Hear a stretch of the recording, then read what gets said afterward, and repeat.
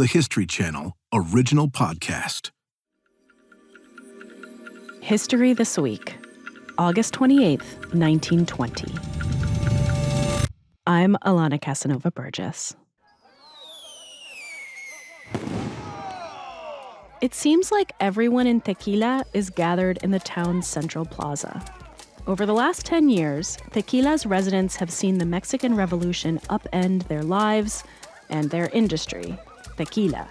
The liquor is named after the town. And finally, after years of war, the region seems on course for some form of stability. And tonight, with electricity recently restored, it's time to celebrate the anniversary of Mexican independence. But Malachías Cuervo is about to disturb this rare sense of peace. For years, Malachías' older brother, José, has sought to bring sophistication to the family's name and tequila business. Cuervo Tequila has survived drought, floods, and revolution through a constantly evolving web of allies and political maneuvering. But Malachías Cuervo, named for his father Malachías, decides, well, maybe there are more direct ways of campaigning.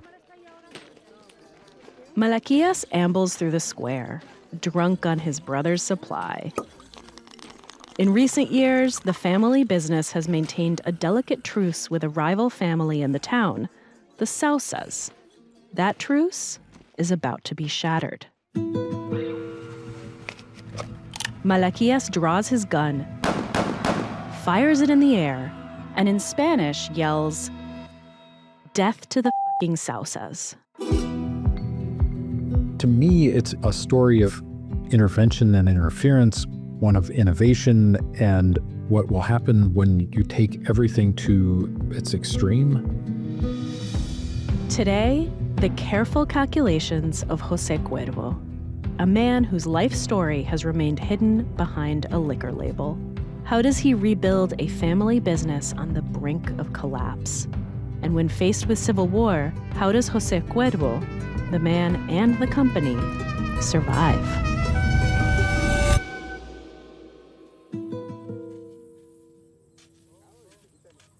"40 years before his brother fires a gun into the air, José Cuervo isn't exactly dominating the tequila industry. He's out in the fields." Through much of the Tequila Valley, you'll see these sprawling agave fields. They're planted in these long, very straight rows. And the agave itself is called the blue agave because it has this kind of ashy appearance. Ted Genoways first came to know the agave fields of the Tequila Valley through his father's work as a biologist. Today, he's an author of a book about Cuervo's history. In 1896, José might be near the bottom of the tequila food chain, but his family once dominated this entire valley. The Cuervo family had been cultivating agave on this land since the 1750s. The Cuervo family has this incredibly old history with the town of Tequila. They had been given land to raise agave and to distill the agave brandy that we now know as tequila by the Spanish crown. They had really been the rulers of the Tequila Valley for a century before Cuervo was even born. As a young man, José Cuervo leads a blessed life. While his father, Malachías Sr., runs the business, José's worries include riding horses in the valley by day and socializing with aristocrats and industrialists by night. But years of economic stagnation in Mexico start to take their toll on Cuervo Tequila. As José enters his early 20s, the family business is in decline. It had been an extraordinarily rough run of years for Cuervo. José is about to find out. Inheritance is great, as long as there's something worth inheriting. As José's father, Malachías Cuervo, attempted to expand in the 1880s, he had gotten himself overextended. He had purchased a lot of land with loans and had gotten himself to a fairly precarious financial situation when he was then diagnosed with cancer and died. And not long after that, Jose's mother was also diagnosed with cancer and died.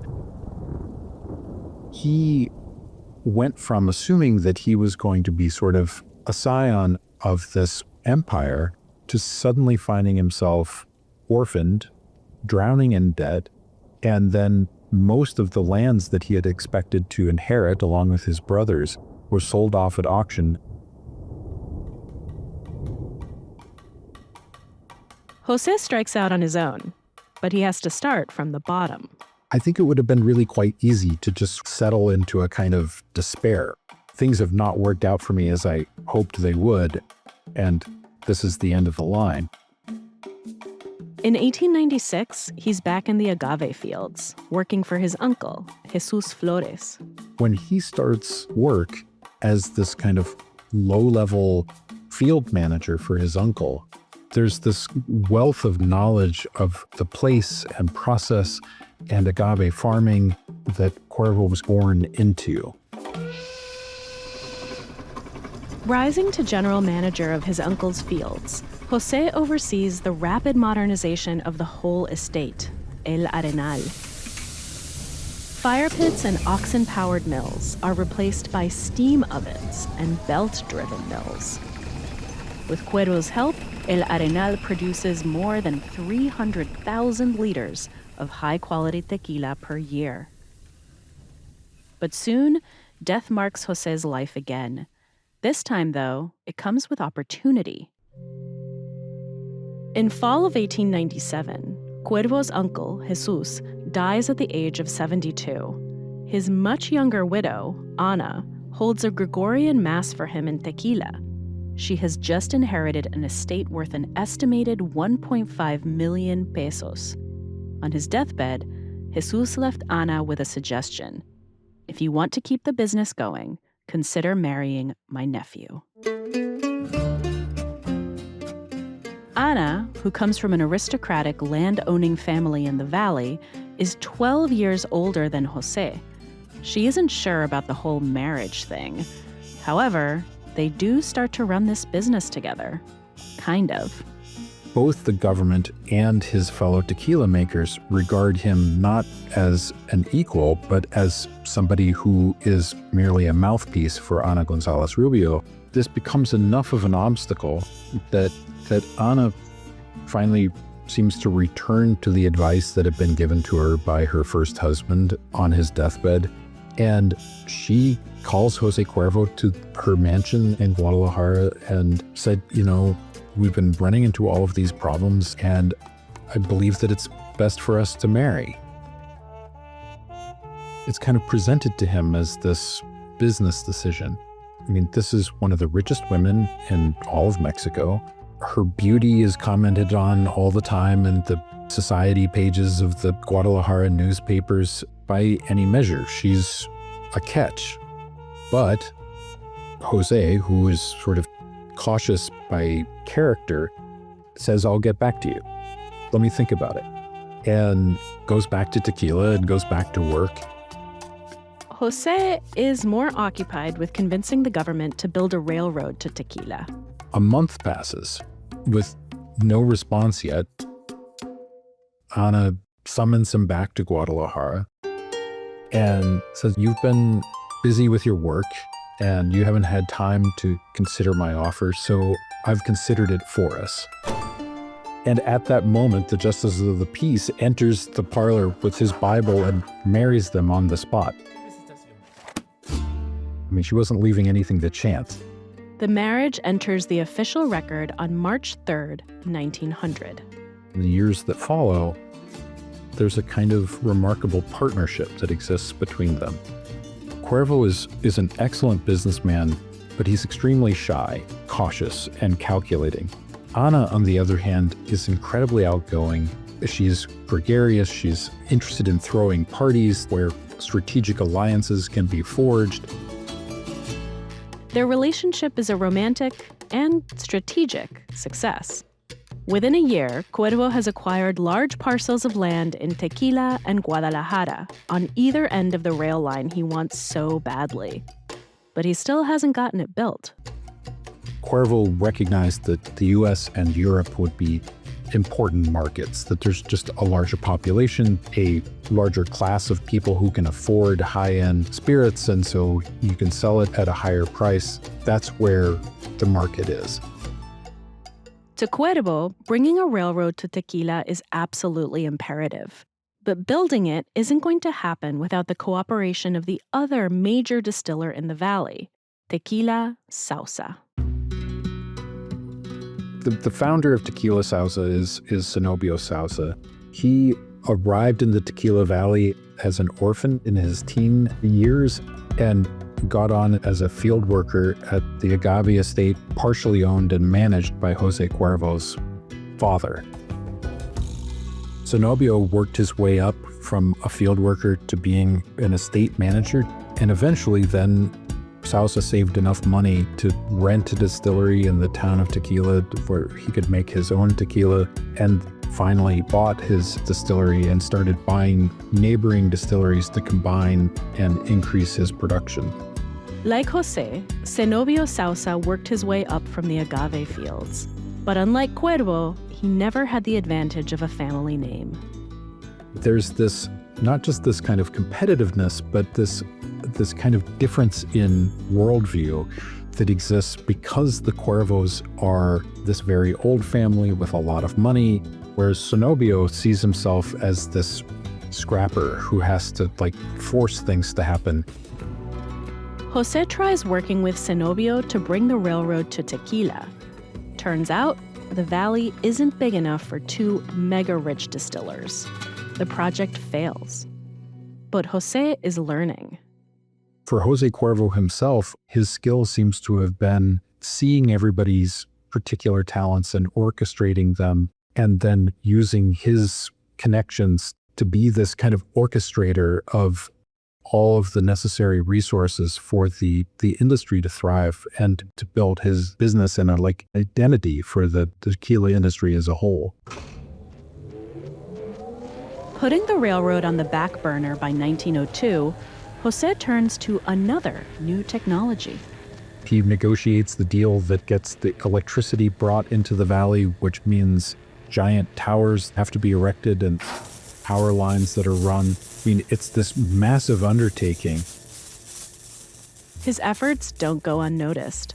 The Cuervo name is on the rise. By 1904, José has the ear of Mexico's president/dictator, Porfirio Díaz. And Díaz decides to send Cuervo to the World's Fair in St. Louis, representing his country and company in front of an international audience. Just imagine Cuervo at the 1904 World's Fair as he's walking through these pavilions and seeing all of these changes that are coming.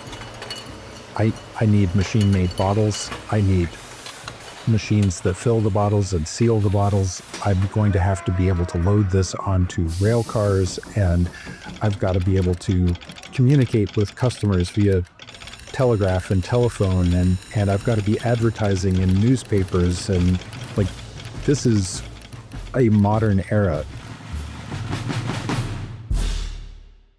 After the World's Fair, José's drive to bring his company into the future goes into overdrive. He lobbies President Díaz to finally build that railroad to the town of Tequila he's wanted for so long. And Díaz is on board. It pays to have friends in high places. In February of 1909, the railroad is finally completed. Cuervo hosts the inauguration of the line at its origin in Guadalajara. Dignitaries are treated to food, music, and entertainment before piling into a single train car bound for Tequila.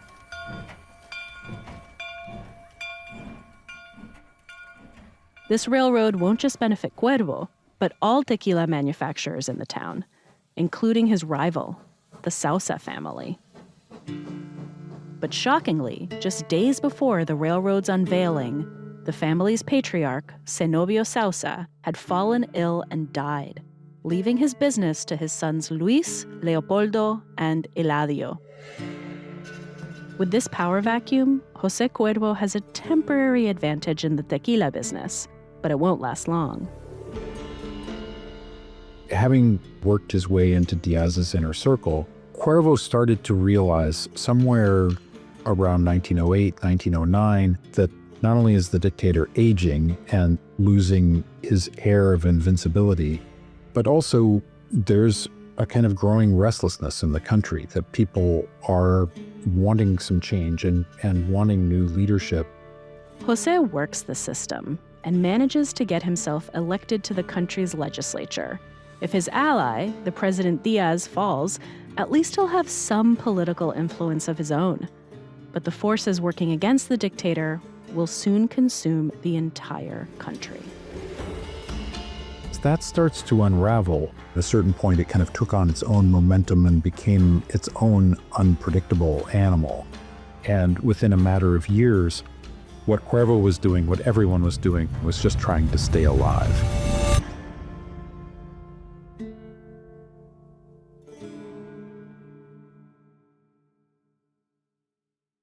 If there's one thing that's true about every single person in history, it's that they slept. I'm pretty sure Cleopatra had some pretty fancy bedding in her day, but even the Queen of the Nile would have traded up for Buffy. Now, as host of a history podcast, I've read a lot about how people used to sleep. Straw mattresses, lumpy feather beds, itchy wool blankets. Blech. Let's just say we've come a long way. And Buffy might be the peak of that evolution. Buffy's eucalyptus-based fabric keeps you cool where it counts. No tossing and turning. It pulls heat away from your core so you sleep through the night, like a pharaoh in a pyramid. I'm using the Buffy eucalyptus sheets right now. Soft ivory color, buttery texture, they feel so luxurious. Even in these hot summer months, I feel so comfortable in these sheets. Not sweaty or too hot at all. They're soft, but they stay on the bed. They don't slip off onto the floor. You know what I'm talking about. And the smoothness? It's not just soft. It feels like I'm at a spa. Chemical-free, gentle on skin. It's like wrapping yourself in a cloud. And here's what really sets them apart. Buffy backs every item with a 3-year warranty. Yeah, 3 years. Most brands stop at 1. Rips, stains, defects, covered. Get 20% off your first Buffy order using code HTWPOD at buffy.co. That's 20% off when you use the code HTWPOD at buffy.co. Buffy.co, code HTWPOD. 100 years ago, if you needed help with your mental health, your options were limited. Maybe a long train ride to the nearest city, weeks waiting for an appointment, and a bill that could make you even more stressed. Today, we have something those folks in the past could only dream of: Rula. Rula makes high-quality mental health care from licensed professionals easy, affordable, and accessible. They partner with over 10,000 vetted therapists and psychiatrists nationwide, matching you with the right provider based on your needs, preferences, and even your state's requirements. They also take most major insurance plans, and sessions can cost as little as $15. You can schedule your first appointment as soon as the next day, and Rula stays with you every step of the journey, helping you track progress and making sure you're getting the best possible care. Getting started is simple. Answer a few quick questions, get matched with in-network providers, and book your time. Thousands have already trusted Rula to support them on their journey toward improved mental health and overall well-being. Head on over to rula.com/HTW to get started today. After you sign up, they ask where you heard about them. Please support our show and tell them History This Week sent you. Go to rula.com/HTW and take the first step towards better mental health today. You deserve quality care from someone who cares. Even for a calculated planner like José Cuervo, the chaos at the beginning of the Mexican Revolution is nearly impossible to navigate. In 1910, President Porfirio Diaz jails his main political opponent and wins re-election through massive fraud. Like, so much fraud. Diaz wins what he calls the first free election of his presidency with 98% of the vote. Despite being so popular, Diaz flees to France. His successor is toppled within 2 years by a coup, installing Victoriano Huerta as president. The revolution is in full swing, and rebel forces are gathering in mountains and valleys away from the eyes of federal troops.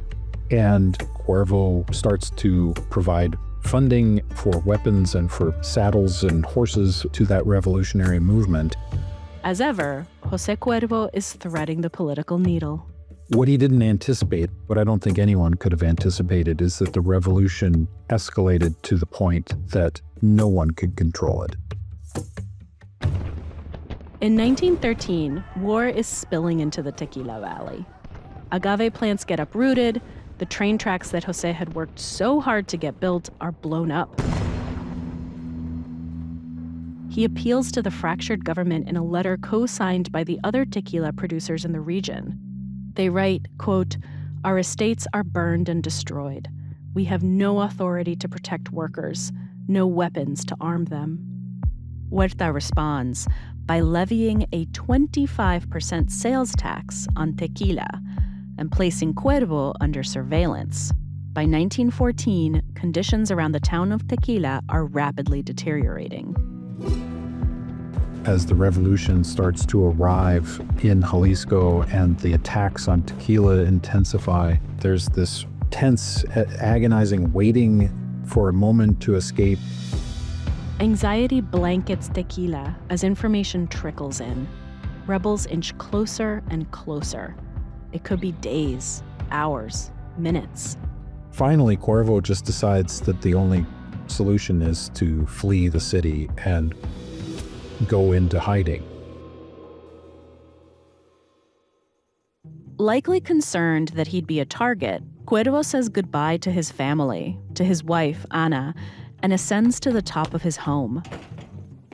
He hops from roof to roof, slides off into the darkness, and walks to his nephew's house, where he borrows a horse. And rides out of the city, headed for a barranca, one of the valleys north of Tequila. A barranca is a steep, narrow gorge. Cuervo steals the nerves of his horse before making his descent in the dark. There's not time to water the horses and let them rest before continuing on a long journey. Instead, they fill their mouths with tequila, blow that mouthful into the nostrils of the horses. And that this is meant to get the horse just drunk enough that the pain goes away in ankles and hooves and that they can descend down the cobblestone path into the valley.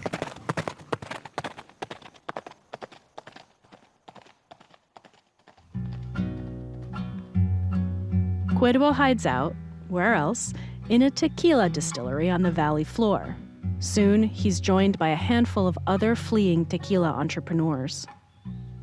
They were housed in this kind of cluster of adobe huts that are right along the stream that runs through the floor of the valley. Safe from violence, but isolated from information, Cuervo and his industry companions hide out for months. And like any summer camp, they forge some unexpected friendships, even between bitter rivals. In that time, Cuervo became good friends with Luis Sauza. They seemed to sort of share the kind of intellectual outlook, but also had a shared sense of humor and really became good friends. José enjoys Luis Sauza's habit of quoting the classics, reading from a book of art history he had carried with him into exile. Whatever beef José had with Luis's father, Zenobio, seems to be put in the past. What Cuervo starts to argue for is this idea that they're going to have to keep this friendly bond that they've all developed once the threat has passed.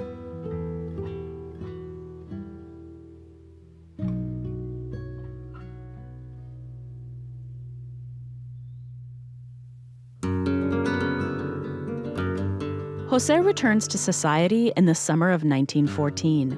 President Huerta has fled, the federal troops are dissolving, and revolutionary forces are on the verge of power. It's a new dawn, but the Tequila Valley is in rough shape. By that point, the Sauza distillery had been burned and really badly damaged. A number of Cuervo's fields had been burned. The railroad in and out of tequila had been blown up. To get the industry back on its feet, Cuervo floats an idea born from the friendships he made in exile. We're going to have to pool our resources while we're trying to get back up and running. You have agave, I have a distillery. We'll have to put these resources together and work together. This was the notion. And the German word for this was cartel. That's cartel with a K and 2 L's. Cuervo introduces that idea to his fellow tequila makers. We need to be in agreement that we will work together as a single body, as a tequila cartel. In theory, the idea is simple. Work together to reestablish supply and distribution systems, standardize pricing, and make tequila a central export of the new Mexican state. When we talk about this as a cartel, it's not speculative. It's there. They put it all down on paper, the way that the territory would be shared, the resources that would be shared, the prices that they would all agree to. That whole arrangement was put in writing, and they all signed it. 5 family distilleries signed the cartel agreement: the Cuervos, Rosaleses, Ontiveroses, Martinezes, and Sauzas. The companies that they represented, 3 of them are still among the largest tequila brands in existence today. Many of their competitors who decided that they would go it alone, you've never heard of them because they did not survive.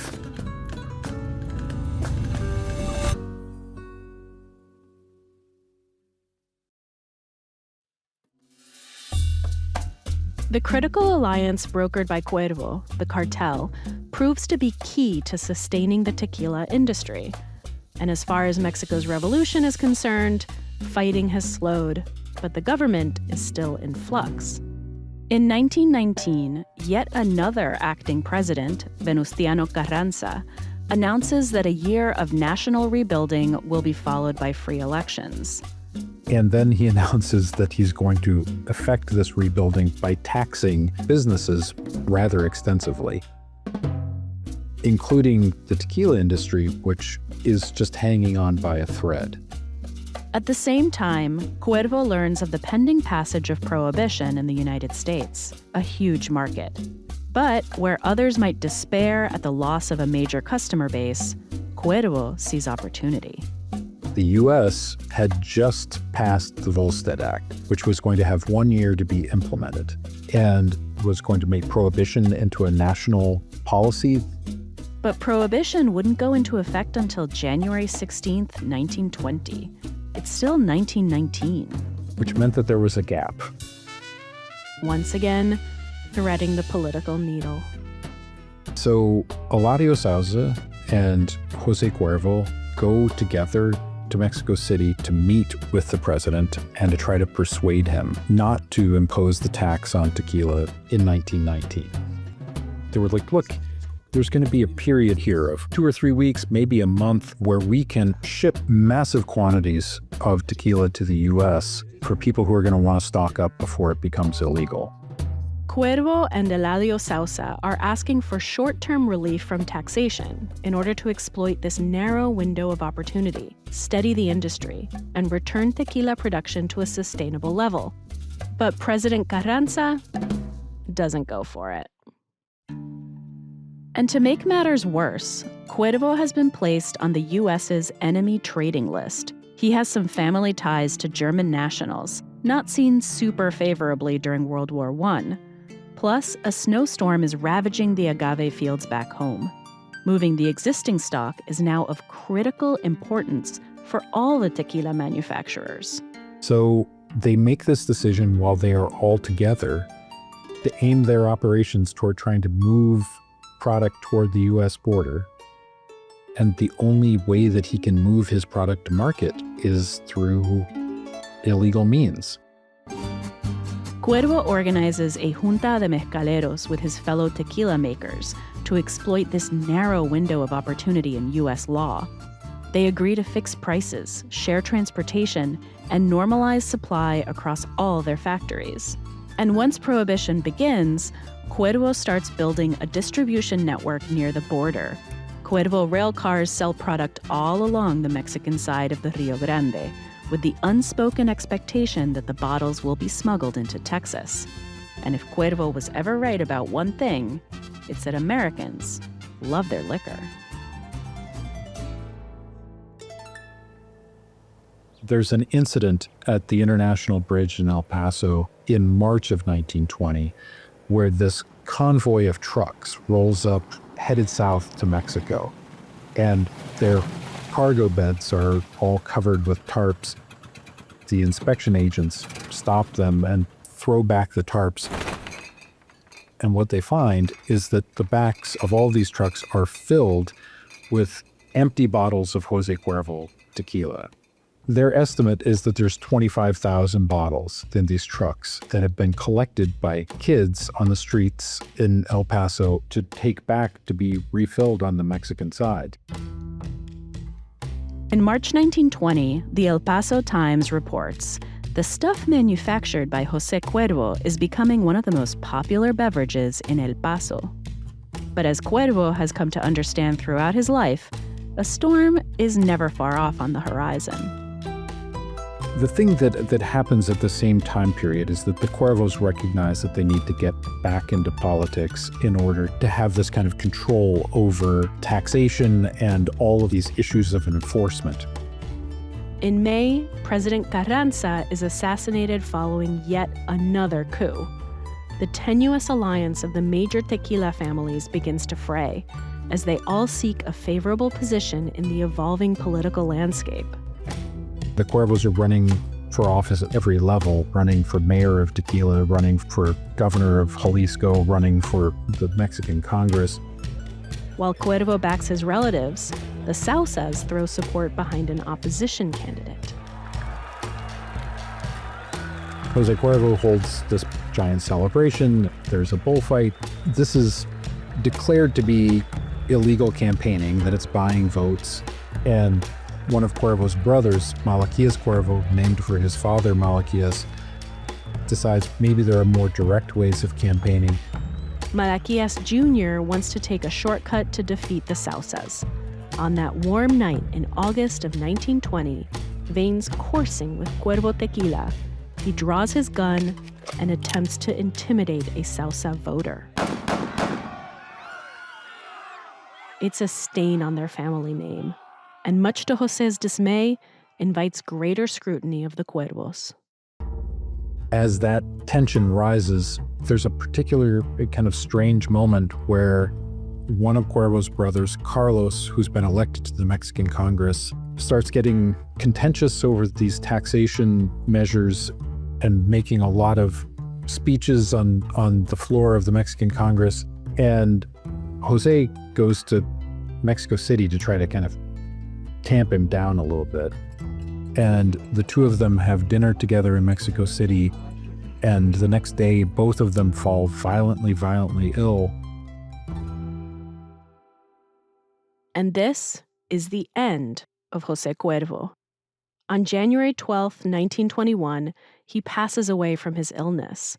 His brother Carlos recovers, but the family is left without their center of gravity. It was rumored at the time, it is still family lore, that they were poisoned. Difficult to say for sure, but what definitely happens is that without José as a kind of stabilizing force, the two families really go to war.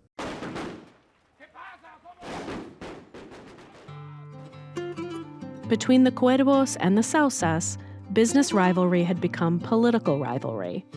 But after José Cuervo's death, it turns to outright violence. When the dust settles on this tequila war, Malachías Jr. is arrested for what authorities believe to be a premeditated triple murder of members of the Sauza family. There's eventually a brokered peace that essentially says, look, these two families are going to stay out of politics, and through that brokered peace, we end up with essentially the industry as we know it now, this industry that is with the Cuervos and the Sauzas at the top.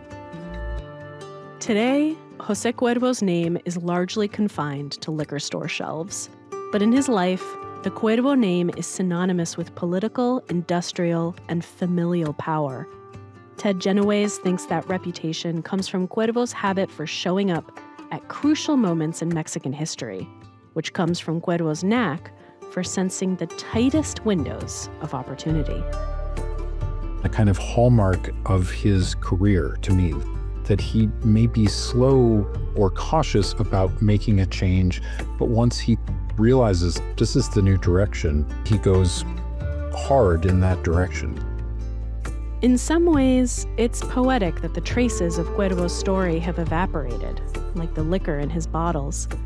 But Genoways says, in recovering some of those traces, we can find lost moments of his country's history. The guy's name on this bottle, how long this is aged, all of this comes from somewhere. There's a history behind this. That's the thing that I love is being able to have reconnected some of the things that we think of as just commercial products back to their history and restore these things to being the sort of cultural artifacts that they are.